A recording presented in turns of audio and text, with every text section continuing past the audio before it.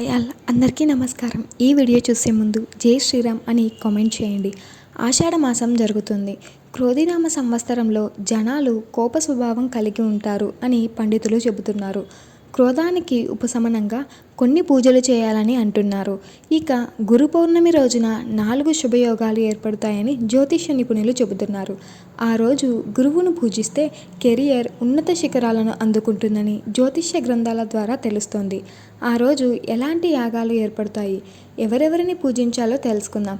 హిందూ మతంలో గురు పౌర్ణిమ పండుగ చాలా ముఖ్యమైనదిగా పరిగణించబడుతుంది.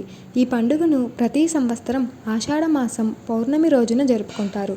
ఈ రోజున పంచమ వేదం మహాభారతాన్ని మానవాళికి అందించిన వేదవ్యాసుడి జన్మదినం అని పండితులు చెబుతున్నారు. అందుకే దీనిని వ్యాస పూర్ణిమ అని కూడా పిలుస్తారు.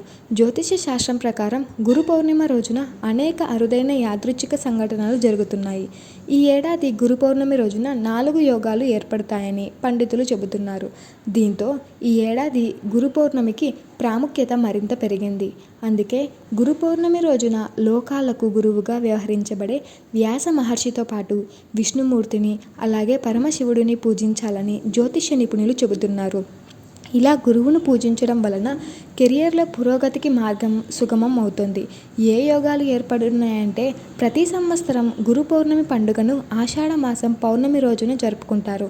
ఈసారి ఏడాది పౌర్ణమి రోజున ఉదయం 5:37 గంటలకు సర్వార్థ సిద్ధి యోగం ప్రారంభమవుతోంది. ఈ యోగం అర్ధరాత్రి 12:14 గంటలకు ముగుస్తుంది.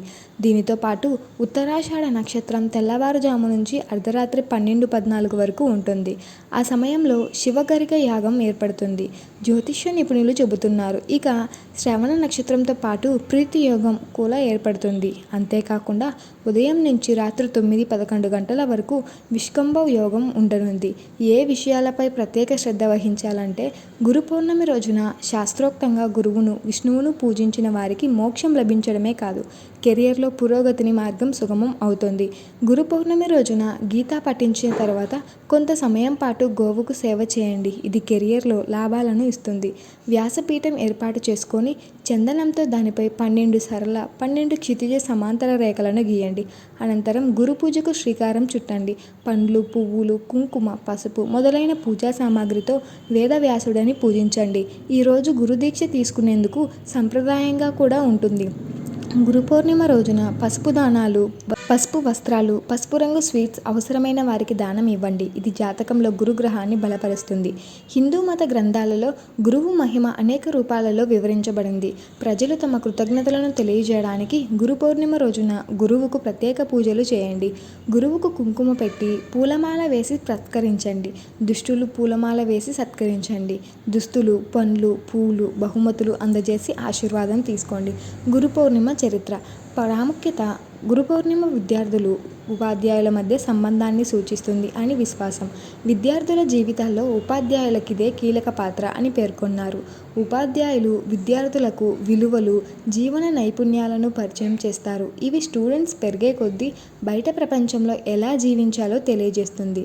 బౌద్ధ మత స్థాపకుడు గౌతమ బుద్ధుడు ఈ రోజున తన మొదటి ఉపన్యాసం ఇచ్చాడని నమ్ముతారు.